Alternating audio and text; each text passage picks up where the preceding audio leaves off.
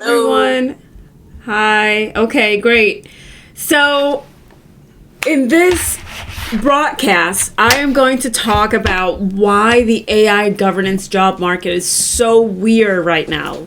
It's weird, it's tricky, it's a mess, and I think that we should talk about it. I think we should acknowledge what's going on, and I think we should definitely talk about it. I am multicasting, so I'm actually going live on a few places. Not LinkedIn of all places, which is where I live, but going live on Substack, going live on YouTube, on my YouTube channel, and going live on, on Maven. So I purposely kept this very small, very intimate, so that,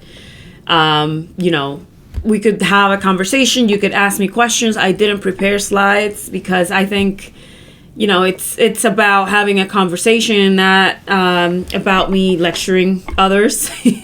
So with that, I just want to introduce myself and then get started.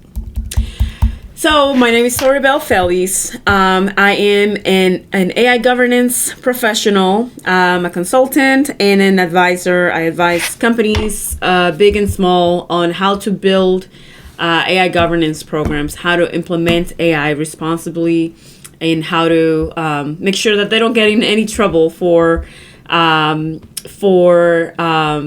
implementing AI in a way that could violate their clients' data, or that could get them in any kind of legal trouble. So I'm here to talk about, we can name this a few ways, but the point is that the AI governance market right now is a little bit of a mess, and we want to make sure that we're up to date on what's going on and how we can get into that into those jobs that are being posted, that are being people are hiring for. They are hiring for it. It's not a mirage. It's true. But there's a lot of different challenges that we as job seekers are facing in order to get into these jobs. So I want to give you a big picture, like the state of the market, right? So in 2024, 2025, there were 230,000 tech job postings. Okay? 46% of the 2020 to 2022 peak levels. Okay? So 2024, 2025, the tech job market improved a little bit, from 2023, but it's still a 46% decline from 2020 to 2022. Okay? Now, for AI, there were 3 times as many job postings since August 2023. Okay? So, the number of AI jobs has increased by 3x since 2023, since August 2023. Okay? Are you with me? Still with me? Okay. So there's a 2.9%. This is 2024 numbers. 2024, 2025 numbers. 2.9% tech unemployment rate, which is below the 4% national unemployment rate. So what do you take away from this? I take away that tech job postings are down from their peak in 2020 to 2022. Okay? They're down, right? 46% down to be exact. However, AI job postings have increased by 3x. Okay? And the tech unemployment rate is still 3%, which is below the 4% national rate. So keep these numbers in mind as we go through this. Now, I want to talk about the challenges. Okay? I want to talk about the challenges for AI governance. There's 3 key challenges. There's an entry-level hiring stalemate. So supposedly entry-level jobs, AI governance entry-level jobs, right, require years of experience, right? However, as we know, AI governance as a profession, it's kind of new, right? It's kind of like less than 4 years old, right? And so that leaves a lot of workers unhireable because even though they can do the job, there is this crazy requirement for people to have all these years of experience in that field, which is unrealistic, okay? So the second challenge is extreme selectivity. So the market prioritizes specialists with some niche AI skills over generalists. Okay? And then the next one is that AI related postings have jumped by 21% annually. Okay? Even before ChatGPT came into the scene since 2019. Okay? But qualified candidates have not kept pace. Okay? So AI related postings jumped 21%. And that means AI related, like not just AI governance. That brings in all of the AI job postings. But they've jumped 21% annually since 2019. But qualified candidates haven't kept pace. I think we can agree on those numbers and those challenges, right? All right. Let's talk about another challenge, which is regulatory whiplash. Okay, so there's two worlds of AI regulation. The US versus the EU. Let's start with the EU. The EU AI Act has entered full enforcement since August 2025. Okay, now there has been some back and forth, and maybe we'll change it, maybe we won't, and maybe we will put it back, and right, but the EU AI Act is in full enforcement since August 2025. That's the world's first comprehensive AI regulation framework. Okay? That regulation has created a compliance gold rush with entirely new career path. Okay?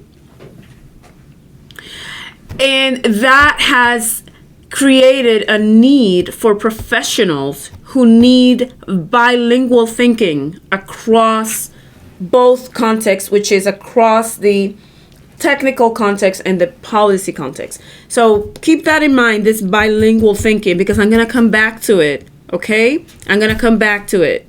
But this regulation has brought the need for professionals who can speak both tech and technical stuff and policy domains. Okay? Now let's talk about the United States. As soon as Trump came in, he revoked the Biden era AI safety policies. Okay? Remember, it was the AI Bill of Rights that came out in 2023, 2024.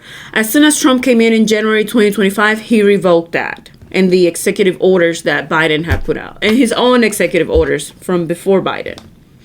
Okay, so this administration has taken an anti-regulatory stance. It has sought to limit federal funding for states with quote-unquote burdensome AI rules. Okay, so just keep that in mind. That's the federal side of things. For California and Colorado, right? You know, these two states that are always ahead in terms of tech regulation, they've actually doubled down on AI governance. Of course, there are other states, New York State, maybe let's talk about, I don't know, Maryland or Chicago or Illinois. But California and Colorado are, you know, the front runners when it comes to responsible tech, and they have doubled down on AI governance. Okay? And then you have Texas and Florida that position themselves as innovation havens. Okay, so you have the federal framework of anti-regulatory stance, but you have states that are doubling down on AI governance, plus other states, Texas and Florida, huge states, that are positioning themselves, you know, aligning themselves with the federal government and positioning themselves as innovation havens. So what does that do? That creates a compliance patchwork across different states. So that doesn't negate the need for AI governance professionals. That actually increases the need for AI governance professionals. Okay? Now, with that in mind, let's talk about the skills gap. Okay? Let's talk about what job descriptions miss when they put out this crazy unicorn seeking laundry list of stuff that has nothing to do with the job. And let's talk about what they actually need. So let's talk about the skills gap. So the skills gap. Okay, so let's talk about what companies actually need. They need translation between stakeholders. They need people who can translate between the policy, the technical side, and the business side and other sides. Like, you have to be, you remember I said bilingual, but I want you to think about this now. Multilingual. An AI governance professional has to be multilingual. You have to talk policy, you have to talk technical stuff, engineering stuff. Of course, you don't have to be technical and you don't have to be an engineer, but you have to be able to talk about it. Talk enough, okay? What they actually need, they need crisis communications during AI incidents, okay? There are a lot of AI incidents happening. You and I know that. There's a new one every single day. So we need crisis communication leaders. You need builders of cross-functional coalitions. So not only do you have to translate between stakeholders, but you need to be able to form coalitions cross-functionally. And when I say cross-functionally, I mean cross-functionally. So cross-functionally means between your HR, legal, finance, IT, cybersecurity. You need all kinds of coalitions in different functions of the business. Now, you also need to be able to interpret regulations in real time. Regulations are changing a lot, as we mentioned. The EU AI Act is in full enforcement, but there's a lot of back and forth, right? States are putting out their own committees and their own AI governance policies, and then the federal government says one thing in the executive order and then says another thing. So you need someone who can juggle all that and can function in that ambiguous space. Now, you also need data literacy. You need someone, an AI governance professional has to be literate in data governance, because without data governance, you can't have AI governance. And you need someone who can evaluate AI systems. We're talking about our algorithmic auditing functions, right? Algorithmic auditing and audits of AI systems. And you need someone who can engage the community, okay? Because this is very overwhelming for people, right? There's a lot in here. I'm sure you're overwhelmed. I'm a little overwhelmed as well. So you need someone who can engage the community, process feedback, and use that feedback in a useful way, okay? So there's an emotional and cultural component of AI adoption. And this emotional and cultural component of AI adoption is falling on AI governance. All right. With that being said, there are 3 career tracks emerging when it comes to AI governance. Because remember, I told you a lot. I told you 6 things, right? 6 skills that employers need. Okay? None of those are very technical. None of those require a machine learning or, some other kind of technical engineering kind of thing. It requires mostly soft skills. I don't know if you've noticed that. So with that being said, there's 3 career tracks emerging. The first one is your compliance operators. Okay, you have to manage regulatory requirements.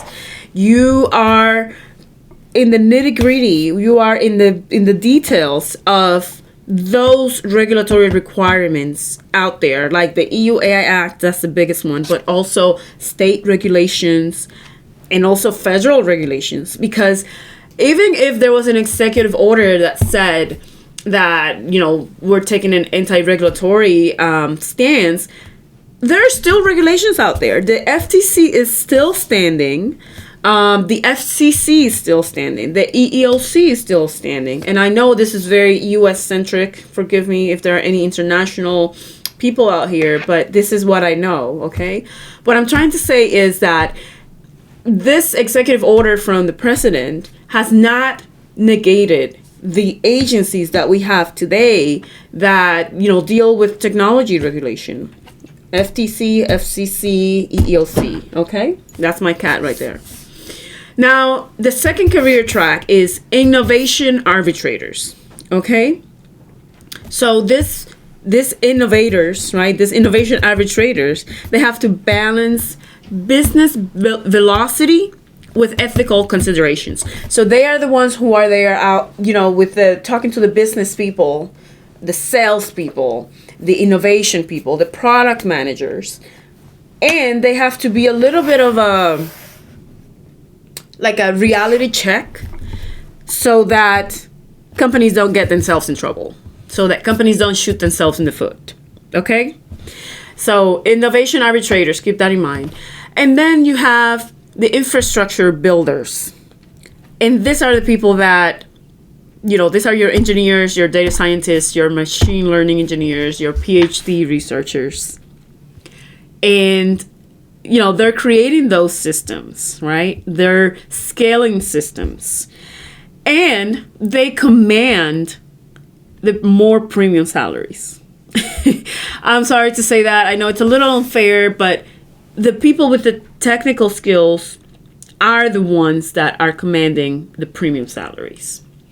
Now, the compliance operators are facing what is called a cost center treatment.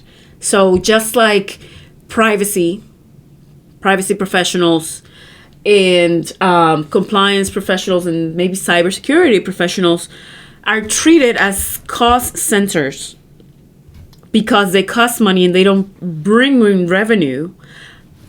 They command their salaries are lower. And then you have the innovation arbitrators, who are a little bit of a chameleon. They're chameleons, right? They command medium-sized salaries, but they face impossible trade-offs. And they can be burned out pretty quickly because they are in between, the ethical dilemmas, right? And the product managers that want to build fast, prototype fast, ship fast. So they can be seen as a blocker. They can be seen as a cost center as well.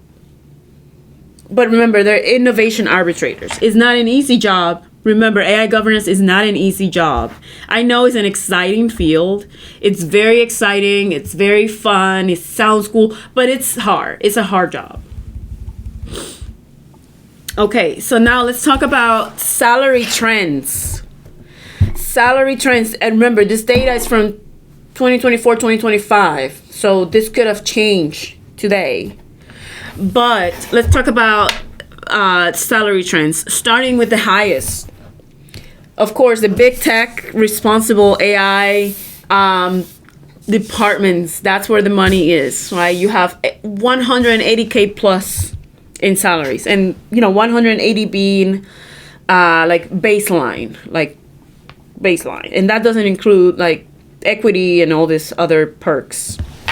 Now, there's the government tech program managers. And again, this is a little bit 2024, 2025. So, as you know, a lot of these government tech people were laid off and, pushed out. And so that number might have changed, but they were commanding as a baseline 140K plus, which is not a bad salary at all. Now, in the EU, I have some data here from the research report that EU compliance specialists were commanding 120,000 euro plus, which is a great salary in the EU.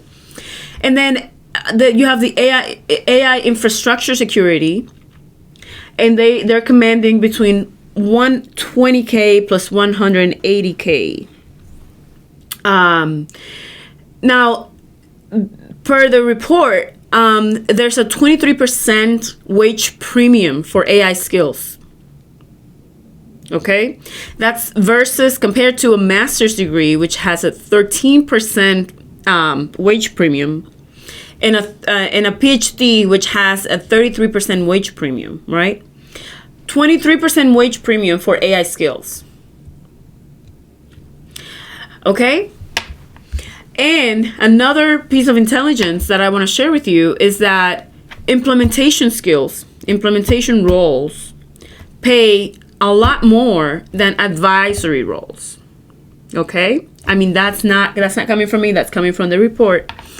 And you know, it makes sense. Implementation, you know, that's where you get your hands dirty and you do the work. So that generates, you know, it should command a higher premium. Now, there are some other tracks in AI governance that you should be mindful of, but these are very much still undervalued. So you have your nonprofit advocates, but I think we already knew that, right? Like, nonprofits don't pay a lot, and that's between 50 and 100K, and that's, you know, under six figures. I think that's low. It's undervalued, but it is what it is. Then you have the community engagement track. Remember what I said. You need to, as an AI governance professional, there's a community component and an educational and cultural component. And so that's where community engagement comes in. And then you have your academic researchers, and what I'm seeing there is a whole bunch of postdocs, fellowships. You have a whole bunch of 1 or 2 year fellowships. And they, you know, there's a contractual, they're temporary, they don't have a lot of benefits. So not the most secure jobs out there. Now, I'm sure you're here. Okay, you know what? I want to make sure that you guys are, you know, if you guys have any questions, please come off mute. You don't have to come off video, but if you have any questions, if anyone on the live has questions, please interrupt me now before I move on to the skills, to the crucial skills for 2025. Remember, I don't have 2026 data. It's only February. So I want you to come off mute, or you can type on the chat if you have any questions. So I know Julie. Hi, Julie. Thank you for being here. Hi, Sorabel. Hi. You may be getting to this question in what you're about to cover, but what value are you seeing in certifications? Okay, I will give you my thoughts on that. I'm gonna get to that. Okay. But yes, I knew it. I knew someone was gonna ask that, and that's a question I get all the time. I get that question all the time, and I'll tell you what I'm seeing and my personal thoughts on it. Okay. We have a question here. Okay, there's a question here. I'll read it. It says, I have many years of Sarbanes-Oxley and contract compliance experience. Is there a place for me in the space of AI governance? The answer. Okay, so the question is, I have many years of Sarbanes-Oxley, which is a financial regulation, experience. Is there a place for me in AI governance? The short answer is yes. I will expand on it, but your short answer is yes. Okay, so let's go to 2025 crucial skills. Okay, let's talk about technical skills and then soft skills, which I think is a misnomer because I do not think these are soft skills, but let's just go with it, okay? So let's talk about the technical skills. You have a minimum baseline to be considered for these technical jobs in terms of skills, here are a few. And this is not a comprehensive list, okay? But you have AI system evaluation. I think another name for it is, algorithmic auditing. Okay, it's all interchangeable these days. I think we should do a better job of breaking things down in like their own category. But AI system evaluation is what the report calls it. I call it algorithmic auditing. I'm sure there are other people who call it something else, but let's go with that. And what that entails is testing for bias, reliability, and safety. Okay? So that's AI system evaluation, which I also call algorithmic auditing. Now there is regulatory implementation. And this is where the bilingualism comes in, right? Because regulations comes out usually, and before ChatGPT, when I was at Meta, for example, the regulation comes out, then, the ops teams kind of puts it out there and then passes it on to the engineers. And there's this like stovepiping of things, right? Like you do your part, you do your part, you do your part. And so much gets lost in translation. But with regulatory implementation, this is where the bilingualism comes in, because you're translating legal requirements into technical specifications. So you have to be like, okay, Article 6 of the EU AI Act says this and that. So that's what this means, engineer. Help me with this. Okay? The next one is cross-platform integration. So making responsible AI work across different tech stacks. So you have so many different platforms. You have Claude, and then you have Gamma, and then you have ChatGPT, and then you're connecting all of them, and woof. So you need to make sure that those AI governance things that you set out, that they work across different tech stacks. Then you have incident response, because we know that things are going to go sideways. Like no matter what we do, how much effort or whatever, something's going to go wrong. Okay, so you need to manage AI failures and PR crisis. Okay, so that's another type of bilingualism. Now you have data quality assessment, and so that means improving data integrity, right? So that's where your data governance comes in. Those are technical skills. Now let's go to soft skills. Institutional navigation. You have to understand who's in the room, who plays what role. You have to navigate bureaucracy. You need to know how decisions get made. Then there's coalition building. Remember what I said about creating alliances across competing interests. There's going to be a lot of competing interests. Because what is AI? AI uses data. It's hungry for data. But then what about data privacy? So you need to build coalitions across different interests. Now there's one new skill that I would like to introduce to you, which is anticipatory thinking, okay? You have to be able to foresee and identify problems before they become crisis, and have the clout to raise it and not be the negative Nancy person, right? All right. Complexity communication. You have to be able to communicate very complex things to different audiences. This trade-offs. Why did we make this decision? What's the nuance between this? I mean, remember, AI is not black and white. It's not good or bad. It's not gonna kill us all or bring in all the abundance in the world. There's a lot of nuance. And finally, I think I went over this already, but I really need to emphasize it. It's community engagement. Everybody wants to feel included in AI governance, right? So community engagement. How do you make people feel included in part of this? That's important. Don't underestimate that. Don't underestimate any of those soft skills that I just mentioned. Okay, I am running low on time. I mean, this is good. So I'm gonna go quickly through the next two slides, which is where the jobs are and market predictions. And I still want to get to that question that was asked of me, but we don't have much time left. So let me just go through this where the jobs are. Big tech. Okay, I know the jobs are few and far, but that's where the jobs are. I'm sorry. The jobs are there, but don't just focus there, because there's 5 sectors, okay? Big tech is one of them, has the highest salaries. But it's also one of the hardest jobs because there's a lot of misaligned incentives.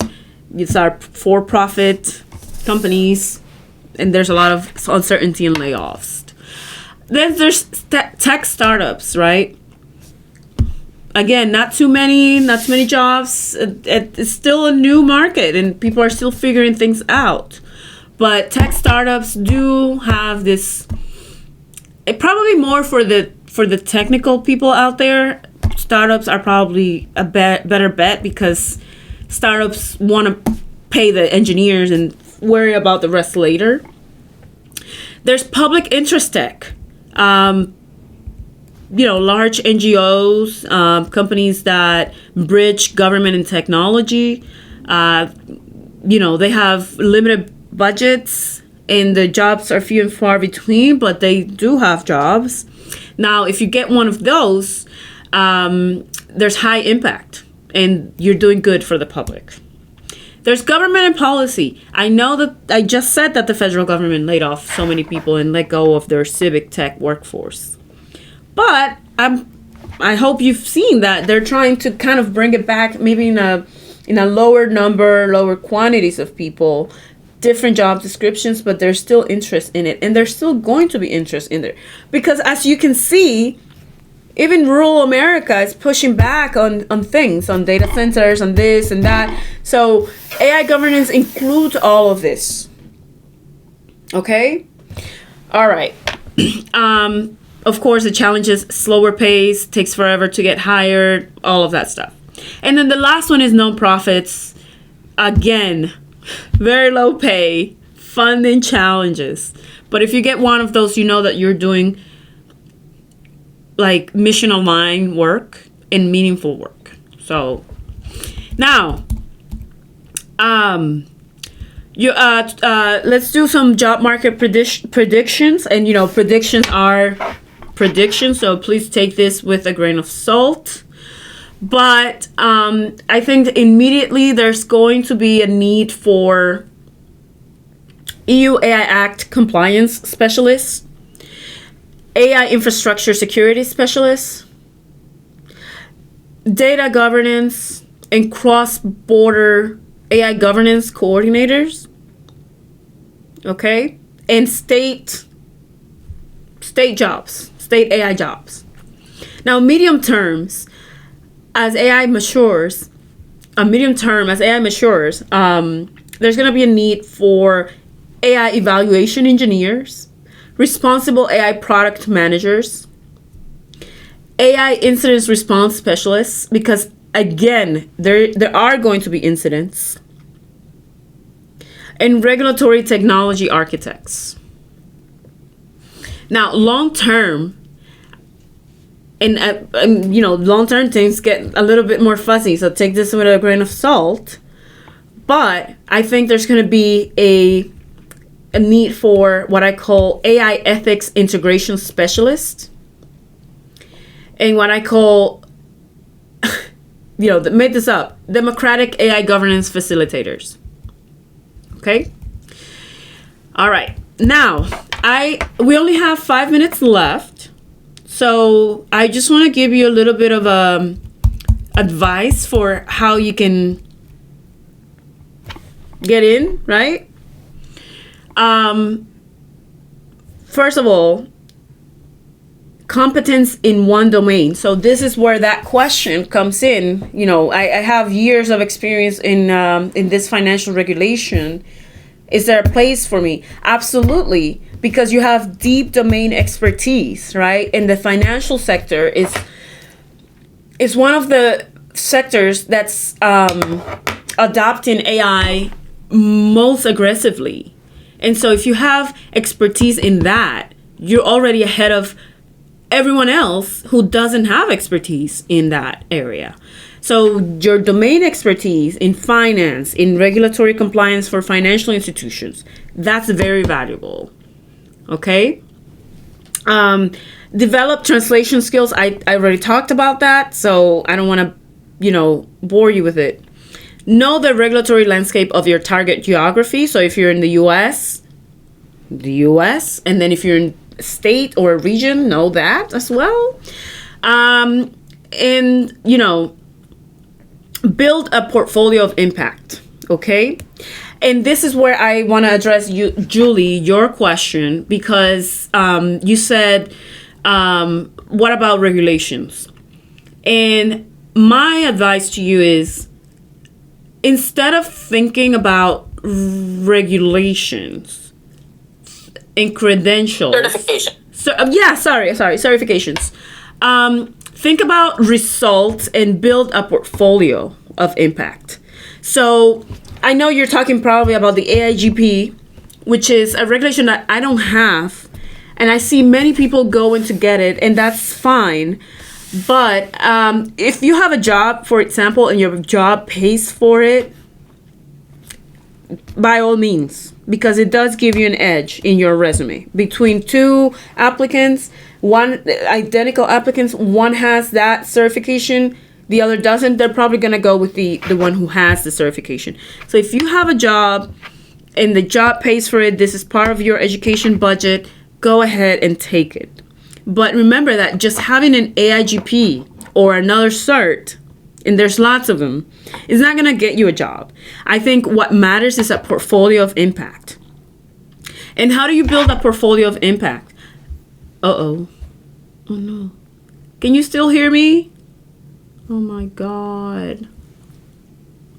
Okay, well, this one ended, but I hope you got some of what I said, which is build a portfolio of impact before you go out and get that one regulation that you think is going to get you a job. It's not.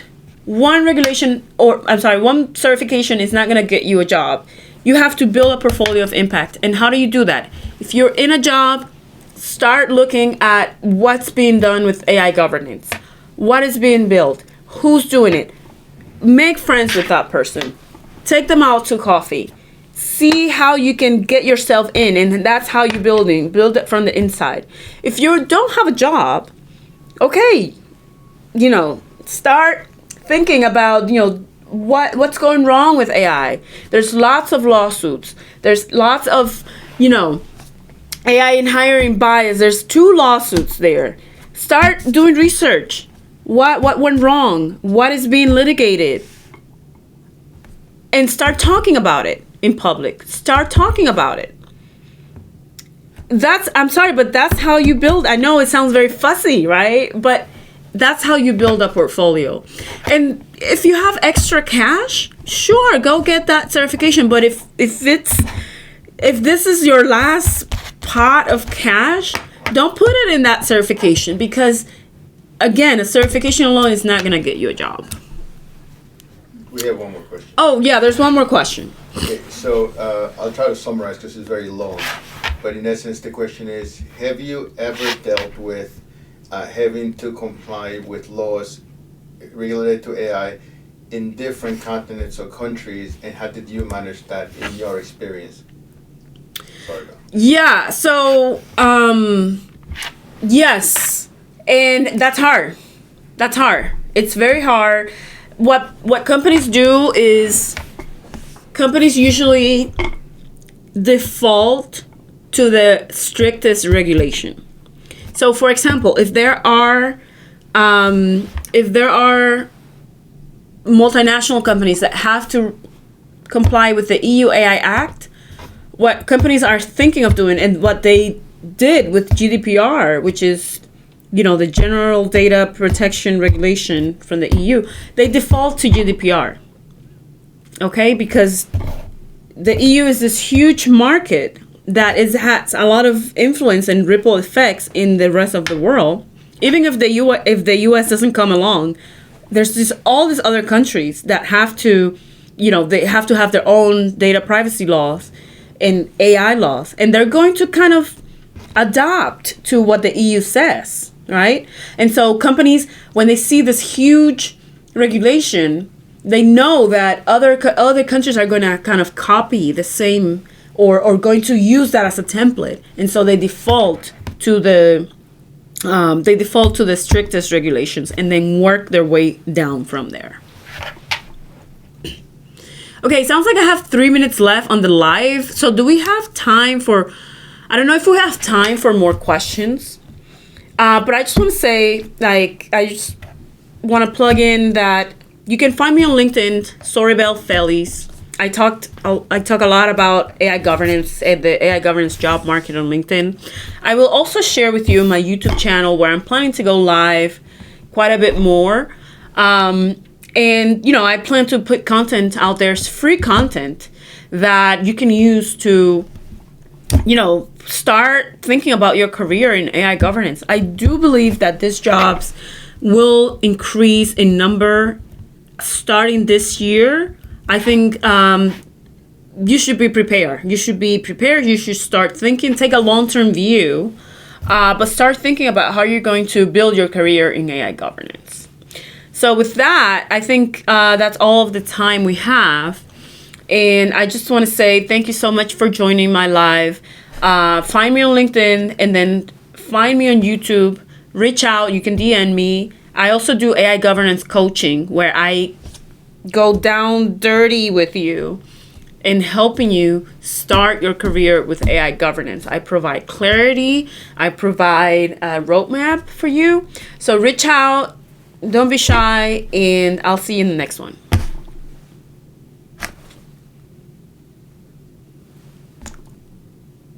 You have 39 people following. Live. That's awesome. How did I do, man? How did I do? Good, and it's live. It was just free flow. The guy showed up, the cameo. Oh, that's not bad. No, that was cute.